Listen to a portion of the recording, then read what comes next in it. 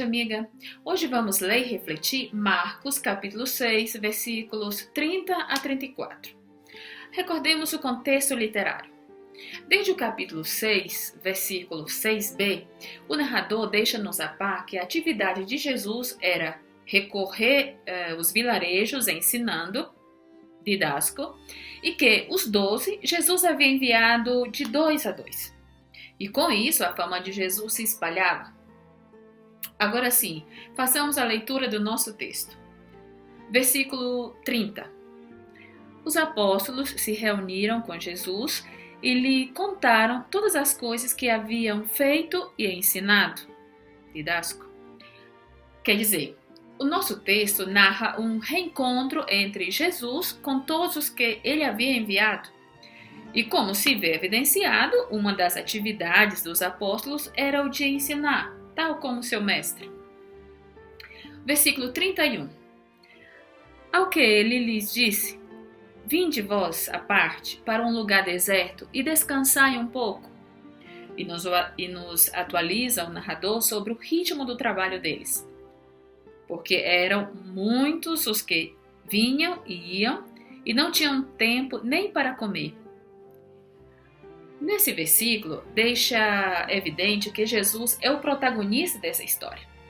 O narrador nos deixa escutá-lo de forma direta. Também o narrador faz que vejamos o porquê de retirar-se um pouco. Para descansar, não eram pessoas máquinas.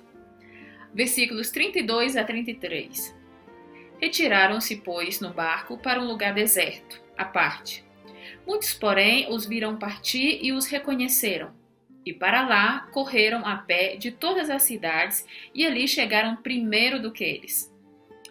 O narrador nos põe diante de 3 cenas. Primeiro, Jesus e os apóstolos no barco, fazendo sua volta para chegar ao lugar deserto. Segundo, diferentes pessoas os reconhecem e vão atrás por terra. Visto que era necessário um reconhecimento, aqui dá uma noção de horário, que estava meio escuro. De fato, prosseguindo a leitura desse episódio, se falará que já era tarde. Terceira cena, as pessoas esperando eles. A descrição dessa última cena é uma espécie de tática literária para capturar a nossa atenção, suspense, e criar-se um suspense. Qual será a reação deles frente a um grupo que os busca e que vão quebrar o barato do descanso? Versículo 34. E Jesus, ao desembarcar, viu uma grande multidão e compadeceu-se dela, porque eram como ovelhas que não têm pastor, e começou a ensinar-lhes muitas coisas.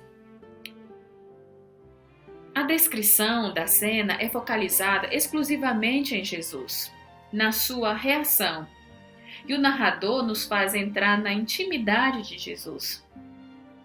Sentiu compaixão daquela multidão. E o narrador ainda diz o porquê, roti, conjunção subordinada causal, porque eram como ovelhas que não têm pastor. E aqui concentraremos nossa reflexão de hoje. O que quer dizer ovelhas que não têm pastor? Sem governo? Perdidas? Desprotegidas? Talvez. Contudo, podemos ver no próprio texto qual é a atitude de Jesus, ou seja, de um pastor. E ele começou a ensinar-lhes muitas coisas. Ensinar, didasco. Ovelhas com pastor são ovelhas com educadores, que gasta tempo, dar atenção e acredita nessa dinâmica das possibilidades, da esperança. Paulo Freire estaria muito feliz com esse texto. E a gente espera que a campanha da fraternidade deste ano, Fraternidade e Educação, nos ajude a compreender melhor sobre o ato de ensinar, como praxis dos que seguem a Jesus. E ainda, na continuação desse texto, podemos ver outra atitude do pastor.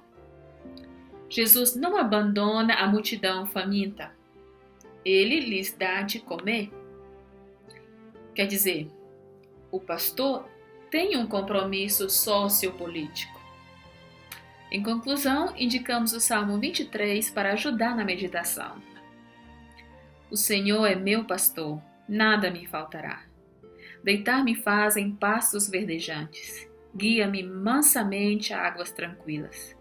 Refrigera a minha alma. Guia-me nas veredas da justiça por amor do seu nome. Ainda que eu ande pelo vale da sombra da morte, não temerei mal algum, porque tu estarás comigo. A tua vara e o teu cajado me consolam. Preparas uma mesa perante mim na presença dos meus inimigos. Unges com óleo a minha cabeça, o meu cálice transborda. Certamente que a bondade e a misericórdia me seguirão todos os dias da minha vida, e habitarei na casa do Senhor por muitos dias. Um abraço e boa meditação!